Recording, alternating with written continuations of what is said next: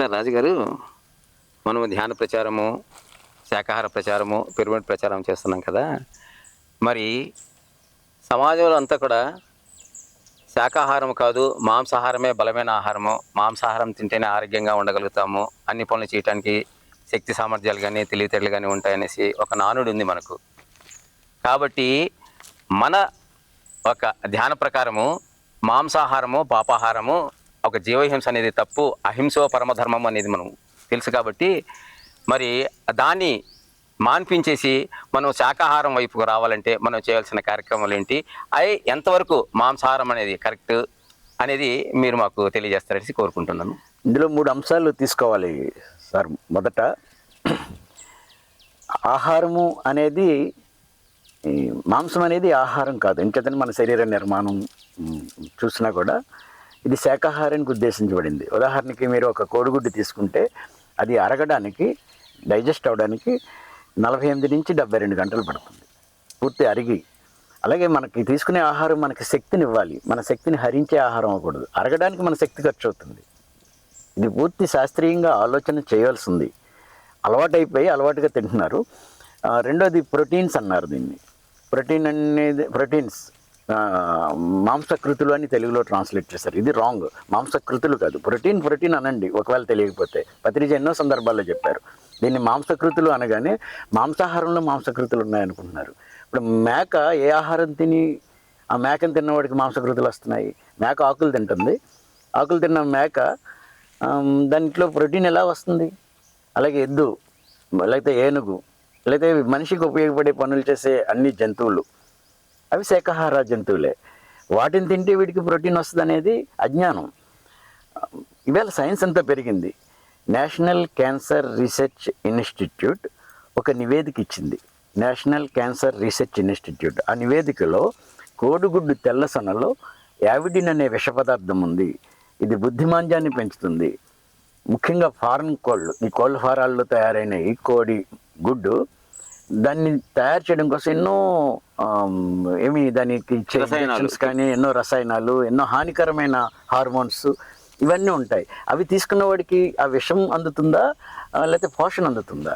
కనీసం ఆలోచన చేయాలి. తల్లిదండ్రులు, పెద్దలు అందరూ కూడా ఆలోచించవలసింది ఏంటంటే, మనం ఇచ్చే ఆహారం బిడ్డకి ఇది ఎలా తయారైంది, ఇది దీంట్లో ఉండే విషయాన్ని మనం ఆహారంగా ఇస్తున్నామనే ఇది లేదు. ఎంచేదంటే నెక్ అని ఒక సంస్థ ఉంది, వాళ్ళు ఒక పరిశ్రమగా ప్రభుత్వాలు గుర్తించి వీళ్ళ పిల్లలకి, ముఖ్యంగా స్కూల్ పిల్లలకి ఈ కోడిగుడ్డుని ఆహారంగా అందిస్తున్నారు. ఇది బలమైన ఆహారం అనే అపోహత అందిస్తున్నారు. దీని మీద మనం తప్పనిసరిగా అవేర్నెస్ కల్పించడం కోసం మనం చేయవలసిన పని మీద మనం వర్క్ చేస్తున్నాము. ప్రభుత్వాలకి ఆ విషయాన్ని దృష్టికి తీసుకెళ్ళడం కోసం మన ప్రయత్నం మనం చేద్దాము. ముఖ్యంగా నేను చెప్పదలుచుకున్నది ఏంటంటే, తెలివితేటలు, బలము అనేది, పౌరుషం అనేది, లేకపోతే శక్తి అనేది ఇది అపోహ మాత్రమే. మీరు ఒకసారి చూస్తే రాణా ప్రతాప్ సింగ్, భారతదేశంలో వీరుల చరిత్రను చూస్తే రాణా ప్రతాప్ సింగ్ మహావీరుడు. అక్బర్ చక్రవర్తిని ఇనప గుగ్గిళ్ళు తినిపించిన రాణా ప్రతాప్ సింహుడు శాకాహారి. ఛత్రపతి శివాజీ, ఆయన పేరు తలుచుకుంటేనే రోమాలు నెక్కబడుచుకుంటాయి. ఛత్రపతి శివాజీ శాకాహారి. హరిశ్చంద్రుడు, విక్రమాదిత్యుడు, ఝాన్సీ లక్ష్మీబాయ్, ఎవరైతే వీరులు అన్నారో, భారతదేశంలో వీరులు అని అనుకున్న చరిత్రను సృష్టించిన మహావీరులందరూ శాకాహారులు, ఎవరు మాంసాహారులు కాదు. మీరు చరిత్రని సరిగ్గా తెలుసుకోవాల్సింది. అలాగే ఎవరైతే మనం ఆరాధిస్తున్నామో, దేవుళ్ళు అన్నామో, వాళ్ళందరూ శాకాహారులు. బుద్ధుడు రాజు శాకాహారి, మహావీరుడు ఆ పరంపర, జైన గురువులు 12 మంది తీర్థంకర్లు అంటారు కదా, ఆ తీర్థంకర్లు అందరూ రాజపుత్రులు, రాజులు, వాళ్ళు శాకాహారులు. అలాగే సైంటిస్టులు, మీరు ఐన్స్టీన్ తీసుకోండి, న్యూటన్ తీసుకోండి, ఈవెన్ అబ్దుల్ కలాం తీసుకోండి, ఎవరైతే శాస్త్రవేత్తలు, మేధావులు అయ్యారో వారందరూ శాకాహారులు. మీరు వాళ్ళని చూడాలి. ఎవరైతే మాంసం తీసుకున్నారో, మాంసాహారం తీసుకుంటే తెలివి వస్తుంది అనుకుంటున్నారో, ఇది అపోహ మాత్రమే, అశాస్త్రీయమైన అలవాటు. మాంసాహారం మనకు శక్తినివ్వదు. ఆ రకంగా మీరు ఆలోచించాలి. రెండవది, అందరూ తెలుసుకోవాల్సింది ఏంటంటే, ఇవన్నిటిని పక్కన పెట్టి మన ప్లేట్లో తీసుకునే ఆ మాంసం ముక్క, దాని వెనక ఎంత ఆవేదన ఉంటుంది. ఒక జీవిని చంపి తినవలసిన అవసరం ఏంటి? ఇవాళ ఈ భారతదేశం 1600కు పైగా రకాల పదార్థాలని పండించిచ్చే గొప్ప భూమిది. ఇక్కడ నదులు ఉన్నాయి, జీవ నదులు ఉన్నాయి. వేల సంవత్సరాలుగా వ్యవసాయం చేసిన నైపుణ్యం అన్న రైతులు ఉన్నారు. ఈ భూమిలో పండినన్ని పంటలు ఎక్కడా రావు. 1600 పైగా మనకి పోషకాలను ఇచ్చే ఆహారాన్ని ఇచ్చే ఈ భూమిలో ఇంత ఆహారం లభిస్తుంటే ప్రత్యేకించి వెళ్ళి జీవుల్ని చంపి బాధపెట్టి దాన్ని తినవలసిన అవసరం మనకి లేదు. ఇవన్నీ పండుతాయి. ఆ జీవి ఎంత వేదన పడుతుంది హృదయంతో ఆలోచన చేస్తే. లక్షలాది అమాయక జీవులు ప్రతిరోజు మనిషికి తిండి కోసం బలవుతుంటే మనం ఏమి సాధిస్తాము? మనం ఏం చేస్తే అదే ఫలాన్గా పొందుతామనే మౌలిక సూత్రాన్ని విస్మరించి మనం బాధ పెడితే బాధే, హింసిస్తే హింసే. ఇది ప్రకృతి నియమం. మనం ఏమిస్తామో అది వస్తుంది, మనం ఏం కోరామో అది రాదు. హింసిస్తే హింసే వస్తుంది. అందుకనే ఋషులు అది మనకి పాపం పుణ్యం అనే పద్ధతిలో కొన్ని చెప్పి ఉండొచ్చు, కానీ వాస్తవానికి మనం ఆలోచించవలసింది ఏంటంటే మన జీవితాలు బాగుండాలి అంటే మనం బాగోని పని చేస్తే బాగా ఎలా ఉంటాయి? ఏడిపిస్తే ఏడిపే కదా ఉంటుంది. అన్ని ఇళ్లలో దుఃఖం ఎందుకుంది? సనాతన ధర్మం ఏం చెప్పిందంటే ఏ ఇంట్లో అయితే రక్తమాంసాలు తింటారో ఆ ఇంట్లో సుఖము శాంతి ఉండదు. సుఖము శాంతి లేనిది ఏముంటే ఉపయోగం? ఇది నేను మాట్లాడే మాట కాదు, మన సనాతన హిందూ ధర్మం చెప్పిన మాట. ఏ ఇంట్లో అయితే రక్తమాంసాలు తింటారో ఆ ఇంట్లో సుఖము శాంతి ఉండదు. ఎందుకని ఉండదు? రక్తమాంసాలు మాంసం మనుషులు తినడం ఏంటి? ఇది రాక్షసుల పిశాచుల ఆహారము అనబడును అని వైశేషిక దర్శన గ్రంథంలో ఉంది. భారతీయ షడ్దర్శన గ్రంథాలు ఇవేవి బోధలు కాదు, ఇది సైన్స్. ఈ గ్రంథాలు వేల సంవత్సరాలు, లక్షల సంవత్సరాలు ఋషులు తపస్సు చేసి తెలుసుకున్న జ్ఞానాన్ని ఏదైతే మనిషి చేయకూడని పనో అది చెప్పారు. వేదం సర్వ ప్రామాణిక గ్రంథం. అలాంటి వేదంలో, అధర్వణ వేదంలో మాంసం తినే, ఆ గుడ్లని గర్భస్థ పిండాలని తినే ఇలాంటి దుష్ప్రవృత్తి కలవారిని సమాజంలో లేకుండా చేయడం ఉచిత కార్యమని అధర్వణ వేదంలో ఉంది. వేదం మనకి ప్రామాణిక గ్రంథం. ఇది వేదభూమి. ఇదేదో మంత్రాలు కాదు, ఇది సత్యానికి సంబంధించిన బోధ. అయితే మాంసాహారం అనేది ఎట్టి పరిస్థితుల్లోని అది ఆహారము కాదు. మనిషి ఆ పని చేయకూడదు. తినడం కోసం ఇంత నాగరికులం అయిన తర్వాత కూడా ఇంకా అనాగరికంగా జీవుల్ని చంపుతినడం అనేది ఆటవిక జీవన విధానం. ఇది ఆటవిక ధర్మం. ఏంటంటే బలమున్నవాడిదే రాజ్యం అనేది ఆటవిక ధర్మం. Might is right. ఇది నాగరిక సమాజం. బలవంతుడు బలహీనుల్ని కాపాడాలి. మనకంటే చిన్న జీవుల్ని మన స్వార్థం కోసం వాడుకోవడం అనేది న్యాయం కాదు, ధర్మం కాదు. దాన్ని మనం వీలైతే పోషించాలి, లేకపోతే దూరంగా ఉండాలి. చాలామంది చేసే వాదన ఏంటంటే ఈ కోళ్ళని మేకల్ని మనం తినకపోతే అవి పెరిగిపోతాయని. నాకు ఆశ్చర్యం అనిపిస్తుంది. ఈ కుక్కల్ని, ఎలుకల్ని, లేకపోతే ఈ దోమల్ని, లేకపోతే ఇంకా అనేక జీవుల్ని మనం తింటున్నామా? వాటి జనాభా నియంత్రించే బాధ్యత సృష్టి చూసుకుంటుంది. ప్రకృతి దేన్ని ఎంతవరకు ఉంచాలో, దేన్ని ఎంతవరకు తగ్గించాలో, డైనోసార్స్ని మనం తినేస్తే పోలే, ఈ సృష్టిలో లేకుండా పోయినాయి. ఏదైతే అవసరమో అది ప్రకృతిలో ఉంటాయి, ఏదైతే అవసరం లేదో అది ప్రకృతి దాన్ని చేస్తుంది. ఇది మన డ్యూటీ కాదు, ఇది వితండవాదం. దయచేసి అందరం ఆలోచించవలసింది ఏంటంటే, ప్రతి మనిషి ఆలోచించవలసింది తన బిడ్డలకి ఎట్టి పరిస్థితులని రక్తమాంసాలని అలవాటు చేయకూడదు. శాంతి, సహనము, మంచి గుణాలు మనుషులు పెరగాలి అంటే ఎలాంటి భోజనమో అలాంటి మనస్సు. యథా భోజనం తదా మనస్సు, మానసం అంటారు. జైసా అన్ వైసా మన్. అలాంటి రక్తమాంసాలు క్రూరమైన తిండి తినిపించి మంచి బుద్ధులు రావాలి అని ఎలాగా మనం ఆశించగలుగుతాం? విషబీజాలు నాటితే అమృత ఫలాలు వస్తాయా?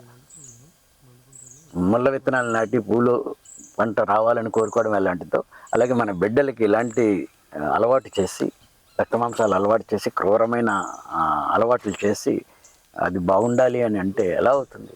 అంచేత ఎట్టి పరిస్థితులని మనిషి తప్పనిసరిగా మిగిలిన ఏమీ అవసరం లేదు. అహింసయే పరమధర్మం అని చెప్పిన ఈ గొప్ప భూమిలో, ఈ వేద భూమిలో, ఈ భారతదేశంలో హింస జరగడం అనేది ఎట్టి పరిస్థితుల్లోనే జరగకూడదు. ముఖ్యంగా తినడం కోసం ఇంత హింస. సెకండ్కి లక్షల జీవులు, ఒక్క సెకండ్లో 255 జీవుల్ని ఆంధ్ర రాష్ట్రంలో తిండి కోసం చంపేస్తున్నారు. ఒక్క సెకండ్కి సగటున ఈ తెలుగు రాష్ట్రాల్లో 255 నిమిషానికి సుమారు 15,000, 16,000 జీవుల్ని తినడం కోసం చంపేస్తున్నారు. రోజుకి లక్షల జీవుల్ని తిండి కోసం అతి ఘోరంగా హింసించి చంపేస్తున్నారు. కనీసం ఇది ఆలోచించవలసింది ఏంటంటే, ఇంత హింస అవసరమా మనకి? ఇంత రక్తకప్పు కూడా అవసరమా మనకి? రెండవ ప్రశ్న ఏంటంటే, మాంసాహారం వల్ల వచ్చే జబ్బులు అనారోగ్యాలు మీరు లిస్ట్ చూడండి. ప్రపంచ ఆరోగ్య సంస్థ సుమారు 259 రకాల దీర్ఘ వ్యాధులు రావడానికి కారణం మాంసాహారం అని ప్రపంచ ఆరోగ్య సంస్థ ఒక సమయంలో చెప్పింది. తర్వాత అనేక కారణాల వల్ల దాన్ని మళ్ళీ గట్టిగా మాట్లాడరు. 259 రకాల దీర్ఘ వ్యాధులు అంటే మాంసాహారం వల్ల ఏ వ్యాధులు వస్తాయో చెప్పడానికి ఎన్నో ఉన్నాయి. శాకాహారం వల్ల ఈ వ్యాధి వస్తుందని చెప్పే ఒక్కరు చెప్పమానండి. మనిషి అనారోగ్యం ఏ ఆహారం వల్ల వస్తుంది అని చెప్పడానికి మాంసాహారంలో 259 రకాల జబ్బుల్ని చూపించగలుగుతాం. క్యాన్సర్ వ్యాధి రావడానికి కారణం మాంసాహారం, అనేక రుగ్మతలు రావడానికి కారణం మాంసాహారం, పెరాలసిస్ లాంటి వ్యాధులు రావడానికి కారణం మాంసాహారం. ఇది మాంసాహారం వల్ల ఇది వస్తుందని డాక్టర్లు నిపుణులు చెప్తున్నారు. పలానా శాకాహారం వల్ల ఈ జబ్బు వస్తుందని చెప్పే ఒక పేరు చెప్పమానండి. ఆరోగ్యం కావాలన్నా, జీవితం బాగుండాలన్నా తప్పనిసరిగా ప్రతి మనిషి శాకాహారం అవ్వాలి. చాలా సంతోషం సార్ రాజు గారు, చాలా మంచి విషయాలు చెప్పారు. అలాగే మీరు చెప్పిన దాన్ని బట్టి నాకు కూడా ఒక చిన్న ఆలోచన వస్తున్నాడు. అందుకే మీరు అన్నట్లు శాకాహారమే చాలా విలువైన ఆహారము, అది అమృత ఆహారం అని అన్నారు కదా. మాంసం తిన్న మనిషి మంచం ఎక్కుతుంటే ఆకులు తిన్నటువంటి మేక కొండలు గుట్లు ఎక్కుతుంది చూసారా. ఇది ఆకులు అలుములు తినే అంత బలాన్ని సంపాదించినప్పుడు మరి మనిషి మాంసం తిన్నప్పుడు బలంగా ఉండాలి కదా. కానీ ఎందుకు జబ్బులు పాలవుతున్నారంటే మాంసాహారము మానవ ఆహారం కాదు. అలాగే మీరు చెప్పినట్టు శరీర నిర్మాణం కూడా మాంసాహారానికి తగినది కాదు. కాబట్టి మంచి విషయాలు నాకు. ఆ పాట పాడండి, మాంసాహారం మానే రోజు రావాలని. ఉంటుంది సార్. మాంసాహారము మానే రోజులు రావాలి, మానవులంతా శాకాహారులు కావాలి. మాంసాహారము మానే రోజులు రావాలి, మానవులంతా శాకాహారులు కావాలి. ప్రాణిని ప్రాణిగా ప్రాణంతోనే ఉంచాలి, ప్రాణిని ప్రాణిగా ప్రాణంతోనే ఉంచాలి. ప్రాణులు అంతా సుఖశాంతుల జీవించాలి. మాంసాహారము మానే రోజులు రావాలి, మానవులంతా శాకాహారులు కావాలి. క్రిమికేటక జన్మలు దాటి పశువానర జన్మలు గడిపి, క్రిమికేటక జన్మలు దాటి పశువానర జన్మలు గడిపి, పరిణామ క్రమమున నీవు మనుజునిగా మారితివి. శ్రేష్టమైన జన్మను నీవు శుద్ధముగా ఉండనీయక, శ్రేష్టమైన జన్మను నీవు శుద్ధముగా ఉండనీయక, అపవిత్రము చేసుకొనుట మంచిది కాదని తెలియండి. మాంసాహారము మానే రోజులు రావాలి, మానవులంతా శాకాహారులు కావాలి. మానవులు మాంసము తినుట ఏమి ధర్మమల్లి, మానవులు మాంసము తినుట ఏమి ధర్మమల్ని, మీలాగే పరప్రాణులన్న నీతి తెలియరల్ని. నిన్ను నీ వాళ్ళను గాని, నిన్ను నీ వాళ్ళను గాని ఎవరైనా చంపుకు తింటే, నిన్ను నీ వాళ్ళను గాని ఎవరైనా వండుకు తింటే మీకు ఎట్లా ఉంటుందో ఒక్కసారి ఊహించండి. మాంసాహారము మానే రోజులు రావాలి, మానవులంతా శాకాహారులు కావాలి. ప్రాణిని ప్రాణిగా ప్రాణంతోనే ఉంచాలి, ప్రాణులు అంతా సుఖశాంతుల జీవించాలి. ఇతర జీవులను వధించి, ఇతర జీవులను వధించి కమ్మగని కడుపు నింపితే, ఇతర జీవులను వధించి కమ్మగని కడుపు నింపితే, నీ కడుపు కడుపేనా లేకుంటే శ్మశానమా, నీ కడుపు కడుపేనా లేకుంటే శ్మశానమా. ఆ జీవుల ఆత్మఘోషలో నీ చెవులకు వినపడలేదా, ఆ జీవుల ఆత్మఘోషలో నీ చెవులకు వినపడలేదా. నీ కఠినపు హృదయములోకి కరుణన్నది రానే రాదా. మాంసాహారము మానే రోజులు రావాలి, శాకాహారము అందరూ కాల్సి జీవించాలి. మాంసాహారము మానే రోజులు రావాలి, మానవులంతా శాకాహారులు కావాలి. ప్రాణిని ప్రాణిగా ప్రాణంతోనే ఉంచాలి, ప్రాణులు అంతా సుఖశాంతుల జీవించాలి. ప్రాణులు అంతా సుఖశాంతుల జీవించాలి. ప్రాణులు అంతా సుఖశాంతుల జీవించాలి. వండర్ఫుల్, అద్భుతం.